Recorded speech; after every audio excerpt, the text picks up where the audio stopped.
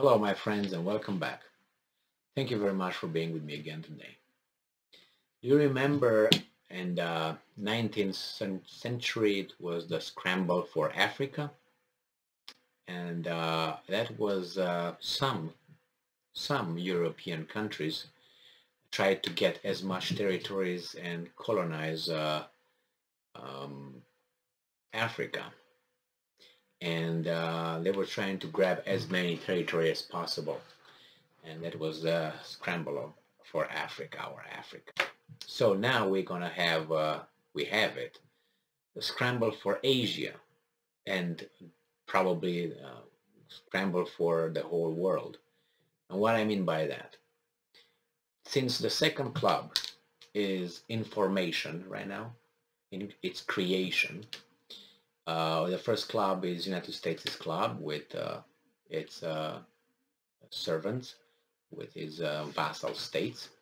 Now the other club, which is a response to the first club, is going to be led possibly by Russia, China, and then the rest would be India, maybe Brazil.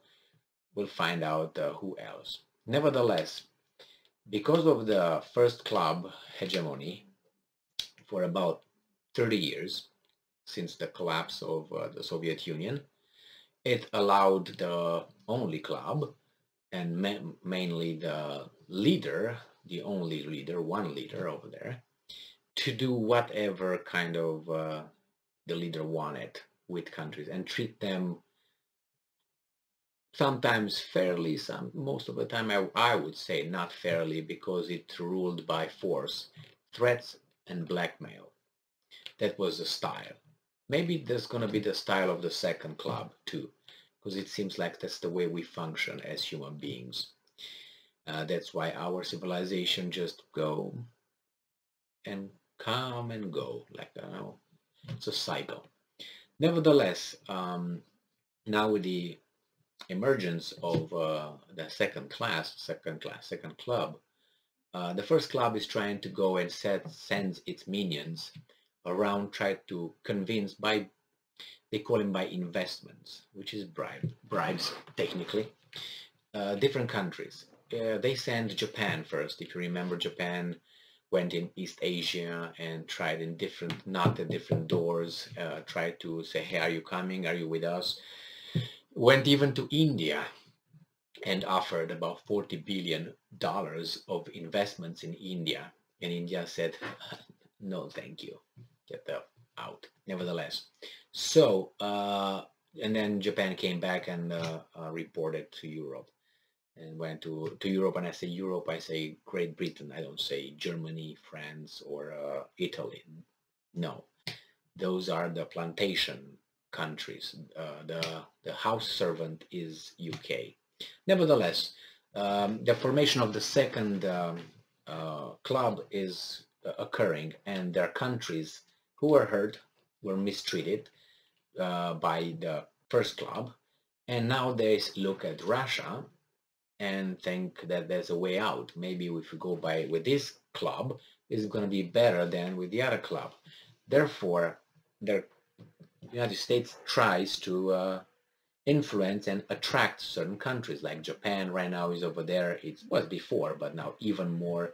The same South Korea and others. They fight the Taiwan thing. So, but here we have another one, and that's Nepal.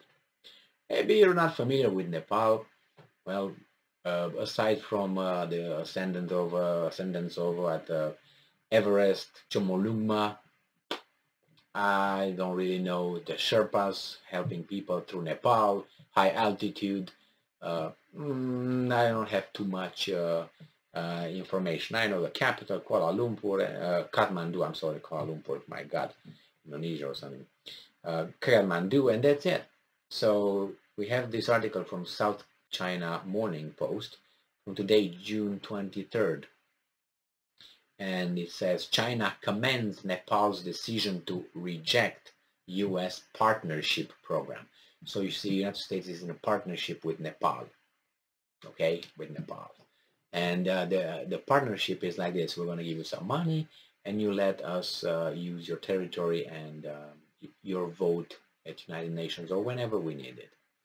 All right, China on Thursday said it commended Nepal's decision to reject a security partnership. Security.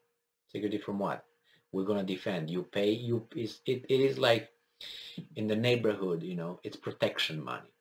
You pay, I provide security. I protect you. That's how it works in the world, like in the bad neighborhood. So reject a security partnership with the United States and would continue to support Kathmandu's independent foreign policy, China.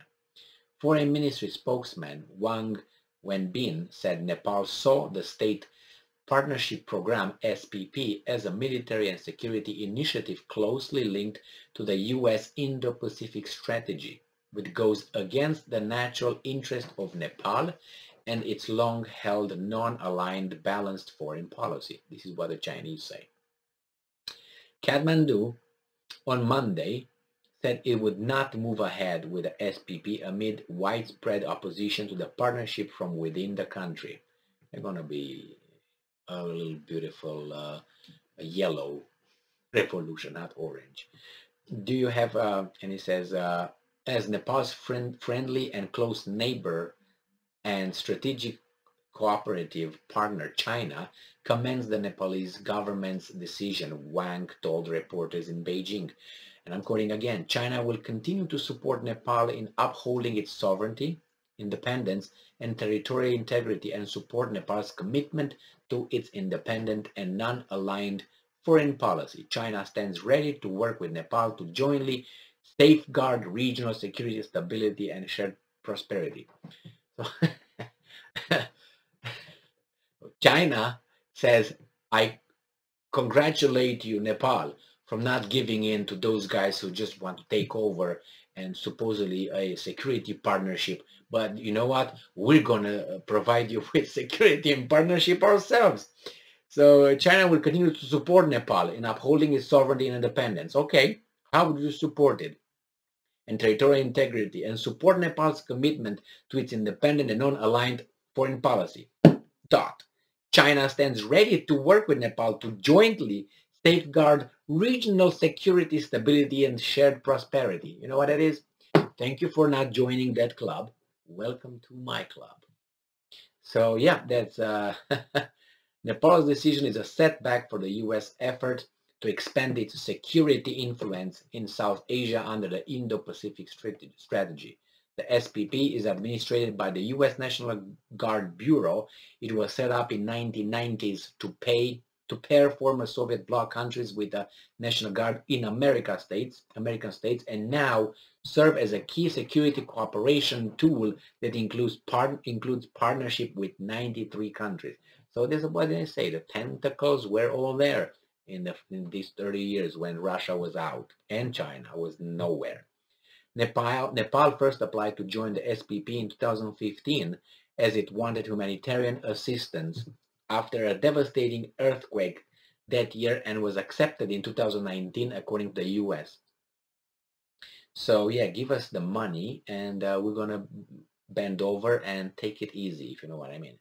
So this is, critics in Nepal have said, well, there's always critics, and a lot of critics are from a different country, or they went to school in different countries, or paid with NGOs, and no, they are over there.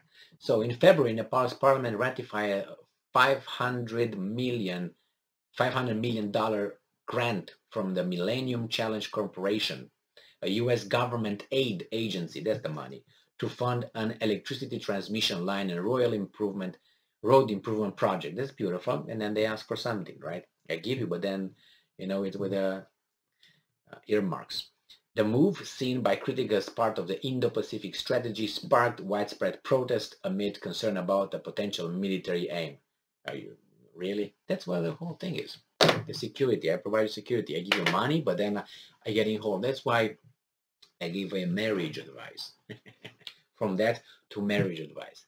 Never allow your in-laws to give you any loans or, I don't know, help you with money to buy a house or to anything like that.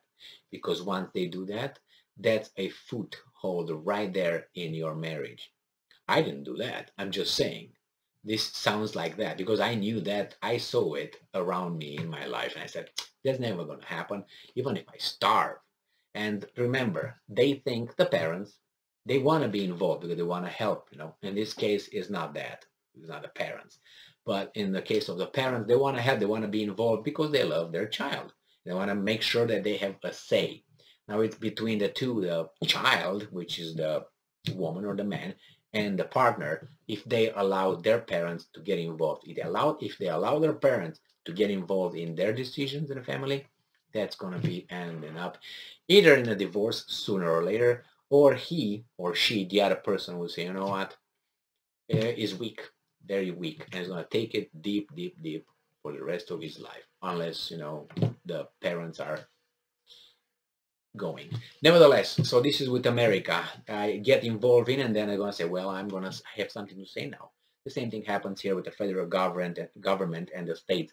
When the federal government gives let's say an university some grants, then they ask certain things, to do this, to do this. Same thing with the states. When they give grants and they give money from the federal government that is bankrupt actually, then they come and ask, oh yeah, but you got to do this, you got to earmarks down there. And the states will do that because they want to stay in power, the politicians. If the public would know what the earmarks are, I don't think they would really agree with many, many, many policies coming from the federal government through the state government. Too much BS. Thank you very much for being with me again today. Stay strong, stay smart, look for the truth, and be just.